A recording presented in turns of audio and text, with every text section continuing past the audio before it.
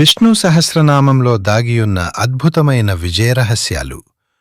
ఓటమిని గెలుపుగా మార్చే మహామంత్రం. అందరికీ నమస్కారం.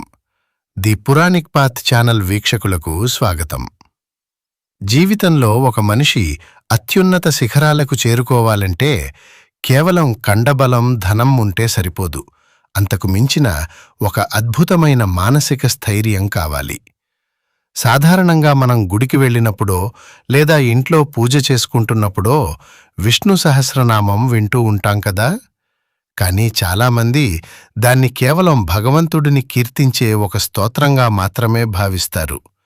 అయితే వాస్తవానికి అందులో ఒక సామాన్యుడిని అసామాన్యుడిగా మార్చే, కుంగుబాటుకు గురైన ఒక మనిషిని తిరిగి ఉత్సాహవంతుడిగా నిలబెట్టే అత్యున్నతమైన కార్యసాధనా సూత్రాలు దాగి ఉన్నాయని మీకు తెలుసా? అవును, వేల సంవత్సరాల క్రితమే ఎంతో గొప్ప మానసిక విశ్లేషణతో జీవితాన్ని ఎలా గెలవాలో నేర్పించే ఒక అద్భుతమైన మార్గదర్శిగా ఈ విష్ణు సహస్రనామం పుట్టింది. ఒక మనిషి సునాయాసంగా విజయాలు సాధించటానికి, కష్టకాలంలో నిలదొక్కుకోవటానికి తనను తాను ఎలా మలుచుకోవాలో తెలియజేసే ఈ మహామంత్రం వెనుక అసలు రహస్యం ఏమిటి? ఈరోజు మన వీడియోలో ఎవరికీ తెలియని ఆ ఉత్కంఠభరితమైన నిజాలను తెలుసుకోబోతున్నాం. కాబట్టి ఎక్కడా స్కిప్ చేయకుండా చివరి వరకు చూడండి. అసలు ఈ విష్ణు సహస్రనామం పుట్టుక వెనుక ఉన్న చరిత్రను గమనిస్తే అది ఏదో ప్రశాంతంగా ఉన్న ఆశ్రమంలోనో పూజామందిరంలోనో పుట్టలేదు. అప్పుడే కురుక్షేత్ర మహాసంగ్రామం ముగిసింది. 18 అక్షౌహిణుల సైన్యం మట్టిలో కలిసిపోయింది. ఎటు చూసినా నెత్తుటి ఏరులు, బంధువుల హాహాకారాలు మాత్రమే కనిపిస్తున్నాయి. ఆ భయంకరమైన యుద్ధంలో శత్రువులను జయించి పాండవులు ఆ మహాసామ్రాజ్యానికి రాజులయ్యారు. ధర్మరాజు కిరీటాన్ని ధరించాడు. కానీ బయట ప్రపంచం దృష్టిలో అతను ఒక విజేత అయినప్పటికీ లోపల మాత్రం అతను పూర్తిగా ఓడిపోయాడు. ఎందుకంటే తన కళ్ళెదుటే సొంత అన్నదమ్ములను, బంధుమిత్రులను, గురువులను చంపుకుని ఈ రక్తంకూడు తింటున్నాను కదా అనే భయంకరమైన అపరాధ భావంతో తీవ్రమైన నిరాశలో కూరుకుపోయాడు. రాజ్యం ఉంది, అధికారం ఉంది, కానీ మనసులో శాంతి లేదు. సరిగ్గా ఎటూ పాలుపోని ఆ విపత్కర పరిస్థితుల్లో తన మనసుకు పట్టిన ఈ మహావ్యాధిని ఎలా తగ్గించుకోవాలో తెలియక విలపిస్తున్న ధర్మరాజును తీసుకుని సాక్షాత్తు ఆ శ్రీకృష్ణ పరమాత్ముడు కురుక్షేత్ర యుద్ధభూమికి పయనమయ్యాడు.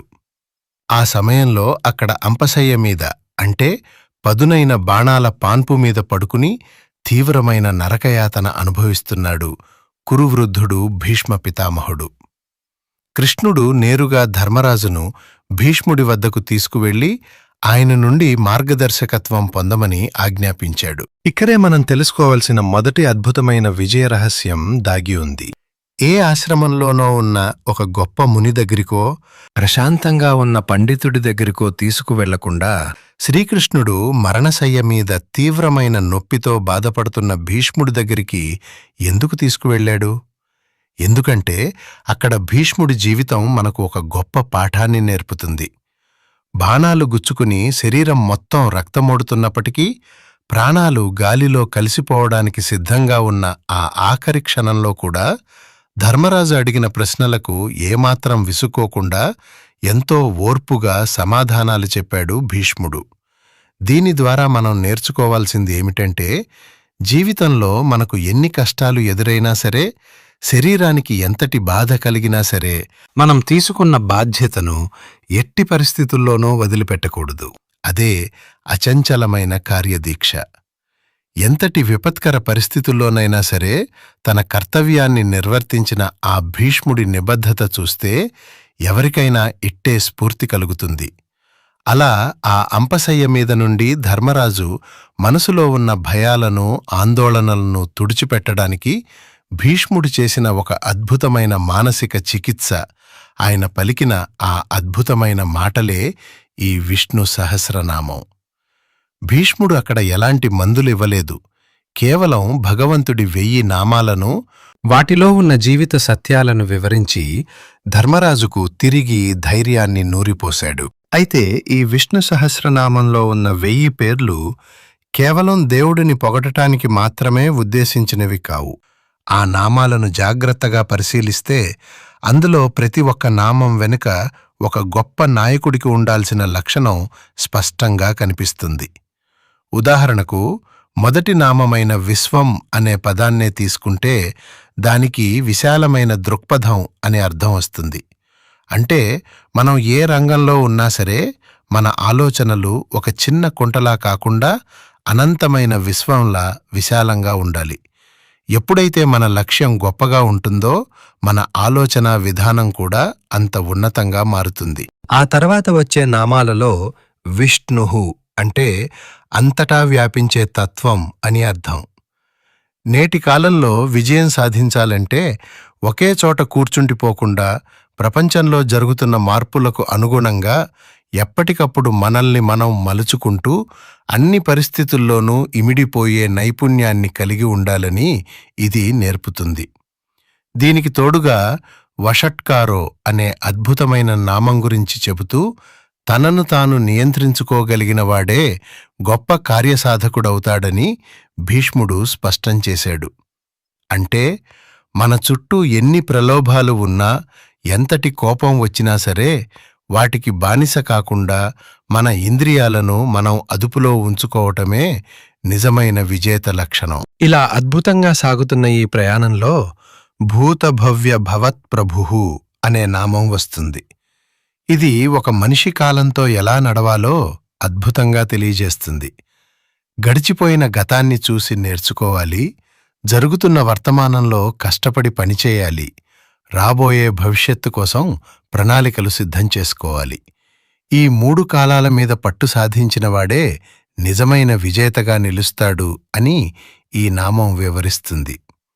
సాధారణంగా చాలామంది గతం గురించి ఆలోచిస్తూ కుంగిపోతారు, లేదా భవిష్యత్తు గురించి భయపడుతూ వర్తమానాన్ని నాశనం చేసుకుంటారు. కానీ ఈ నామం మనకు నేర్పించే గొప్ప సత్యం ఏమిటంటే, ఈ క్షణంలో జీవించడం నేర్చుకో, అదే నీ రేపటి విజయాన్ని నిర్ణయిస్తుందని. దీనితో పాటే మార్గః మరియు నేత అనే నామాలు అసలైన నాయకుడి నిర్వచనాన్ని మన ముందు ఉంచుతాయి. తాను ఒక మార్గాన్ని వెతుక్కోవడమే కాకుండా కష్టాల్లో దారి తెలియక అయోమయంలో ఉన్నవారికి మార్గదర్శకత్వం వహిస్తూ వాళ్లను ముందుకు నడిపించేవాడే అత్యున్నతమైన నాయకుడు. మనం ఎదుగుతున్నప్పుడు మనతో పాటు మన చుట్టూ ఉన్న 10 మందిని పైకి తీసుకురావాలనే విశాలమైన సేవాభావం మనలో ఉండాలని ఈ నామాలు స్పష్టం చేస్తున్నాయి. కానీ జీవితంలో ఎప్పుడూ ఒకేలాంటి పరిస్థితులు ఉండవు కదా. ఒకరోజు ఊహించని విజయాలు వస్తాయి, మరో రోజు అంతుచిక్కని కష్టాలు పలకరిస్తాయి. ఇలాంటి ఒడిదుడుకుల మధ్య మనిషి ఎలా నిలబడాలో స్థిరః అనే నామం తెలియజేస్తుంది. అంటే పరిస్థితులు ఎంత దారుణంగా ఉన్నా సరే మానసికంగా స్థిరత్వాన్ని కోల్పోకూడదు. కష్టం వచ్చినప్పుడు కుంగిపోకుండా, సంతోషం వచ్చినప్పుడు ఎగిరి గంతేయకుండా స్థితప్రజ్ఞుడిలా ఉండాలి. మన ఎమోషన్స్ని బ్యాలెన్స్ చేసుకోవడం తెలిసినవాడే కష్టాలను సునాయాసంగా ఎదుర్కొంటాడు. దానికి బెస్ట్ ఉదాహరణగా అమృతాం సూద్భవో అనే నామాన్ని మనం స్ఫూర్తిగా తీసుకోవచ్చు. పూర్వం పాలసముద్రాన్ని మధించినప్పుడు ముందుగా భయంకరమైన హాలాహలం పుట్టింది, ఆ తర్వాతే అమృతం వచ్చింది. అలాగే మన జీవితంలో కష్టాలు అనే మథనం జరుగుతున్నప్పుడే అందులో దాగి ఉన్న అవకాశాలు అనే అమృతాన్ని మనం గుర్తించగలగాలి. ప్రతి కష్టంలోనూ మన ఎదుగుదలకు సంబంధించిన ఒక గొప్ప అవకాశం దాగి ఉంటుందని, దానిని వెతికి పట్టుకోవాలని ఈ నామం మనకు ఒక అద్భుతమైన ధైర్యాన్ని ఇస్తుంది. కష్టాలను చూసి పారిపోయే పిరికివాడికి ఆ అమృతం ఎప్పటికీ దక్కదు అని ఇది సూచిస్తోంది. అయితే మనం అనుకున్న లక్ష్యాన్ని చేరుకోవడంలో అత్యంత కీలకమైన మరొక అంశం క్రమశిక్షణ. సరిగ్గా దాని గురించే వివరిస్తూ క్రమః అనే నామాన్ని ఇందులో చేర్చారు. ఒక పద్ధతి ప్రకారం, ఒక ప్రణాళిక ప్రకారం ప్రతిరోజు క్రమం తప్పకుండా కష్టపడేవాడినే విజయం వరిస్తుంది తప్ప పని మధ్యలో వదిలేయడం, బద్ధకంతో కాలయాపన చేయటం లాంటివి మానుకుని నిరంతరం శ్రమించడమే దీని అంతరార్థం. కాని ఈ శ్రమకు తోడుగా సహిష్ణుహు అనగా అపారమైన ఓర్పు కూడా ఖచ్చితంగా ఉండాలి. ఎందుకంటే మనం ఒక పని మొదలుపెట్టిన వెంటనే దాని ఫలితాలు రావు. కొన్నిసార్లు ఓటములు ఎదురవుతాయి, నష్టాలు వస్తాయి, విమర్శలు పడాల్సి వస్తుంది. సరిగ్గా ఆ సమయంలో తట్టుకుని నిలబడగలిగే ఓర్పు, సహనం ఎవరికైతే ఉంటాయో వారే అంతిమంగా విజయాన్ని అందుకుంటారు. ఆ విజయాన్ని అందుకున్నవాడినే ప్రపంచం విజయో జేత అని కీర్తిస్తుంది. ధర్మరాజు మనసులో ఉన్న ప్రతి సందేహాన్ని ఇలా విష్ణునామాల రూపంలో తొలగిస్తూ ఒక మనిషి జీవితంలో అట్టడుగు స్థాయి నుండి హీరోగా ఎలా ఎదగాలో, ఓటమిని అంగీకరించకుండా పదే పదే ఎలా పోరాడాలో భీష్ముడు ఎంతో అద్భుతంగా వివరించాడు. ఇవన్నీ విన్న తర్వాత ధర్మరాజులో అప్పటివరకు ఉన్న ఆ కుంగుబాటు, నిరాశ అన్నీ మాయమైపోయి ఒక కొత్త ఉత్సాహం ఉరకలెత్తింది. ఇక ఈ విష్ణు సహస్రనామం అంతా పూర్తయిన తర్వాత చివర్లో వచ్చే ఫలశ్రుతి అనేది కేవలం ఒక ఆశీర్వాదం మాత్రమే కాదు, అది నేటి యువతకు అత్యంత అవసరమైన ఒక అద్భుతమైన మానసిక ఔషధం. అందులో న క్రోధో నచ మాత్సర్యం న లోభో నాశుభా మతిః అనే ఒక అద్భుతమైన వాక్యం ఉంటుంది. దీనర్థం ఏమిటంటే, ఈ నామాలను ఎవరైతే ప్రతిరోజు మనస్ఫూర్తిగా స్మరిస్తారో వారి దరిదాపుల్లోకి కోపం రాదు, ఇతరులను చూసి అసూయపడే గుణం రాదు, అత్యాశ పుట్టదు. ముఖ్యంగా మనసులో ఎటువంటి చెడు ఆలోచనలు, భయాలు దరిచేరవు అని. ఈ రోజుల్లో యువత కుంగుబాటుకు గురికావడానికి ప్రధాన కారణాలు పక్కవారిని చూసి అసూయపడటం, ఉన్నదానితో సంతృప్తి చెందకపోవటం, కోపాన్ని అదుపు చేసుకోలేకపోవటమే కదా. ఈ అవలక్షణాలన్నింటినీ సమూలంగా నాశనం చేసి మనసుకు అపారమైన ప్రశాంతతను ఇవ్వగల శక్తి ఒక్క విష్ణు సహస్రనామానికే ఉంది. మన మనసు ఎప్పుడైతే ప్రశాంతంగా, చెడు ఆలోచనలు లేకుండా ఉంటుందో అప్పుడే మనం తీసుకునే నిర్ణయాలు ఖచ్చితంగా ఉంటాయి.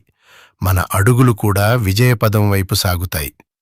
చూశారు కదా, కేవలం ఒక స్తోత్రం వెనుక ఎంతటి అద్భుతమైన మనస్తత్వ శాస్త్రం మరియు కార్యసాధనా సూత్రాలు దాగి ఉన్నాయో. జీవితంలో అన్ని దారులు మూసుకుపోయాయని బాధపడుతున్నప్పుడు, ఎంత కష్టపడినా గుర్తింపు రావటం లేదని కుంగిపోతున్నప్పుడు మీరు చేయాల్సిందల్లా విష్ణు సహస్రనామంలోని ఈ అద్భుతమైన సత్యాలను ఒక్కసారి స్మరించుకోవడమే. కురుక్షేత్ర మహాసంగ్రామం తర్వాత పూర్తిగా నిరాశలో మునిగిపోయిన ధర్మరాజుకే ఇది ఒక కొత్త జీవితాన్ని ఇచ్చి గొప్ప పాలకుడిగా మార్చింది అంటే, ఈ రోజుల్లో మనకు ఎదురయ్యే చిన్న చిన్న కష్టాలను దాటడం దీనికి ఏమాత్రం కష్టం కాదు. ఈ అద్భుతమైన విజయ రహస్యాలను మీరు కూడా మీ జీవితంలో ఆచరించి చూడండి. ఆ విజయం మిమ్మల్ని వెతుక్కుంటూ వస్తుంది. తులసీదాసు గారు రచించిన హనుమాన్ చాలీసా అయినా, భీష్ముడు పలికిన విష్ణు సహస్రనామం అయినా అవన్నీ మనకందించిన అద్భుతమైన జీవన మార్గదర్శకాలు.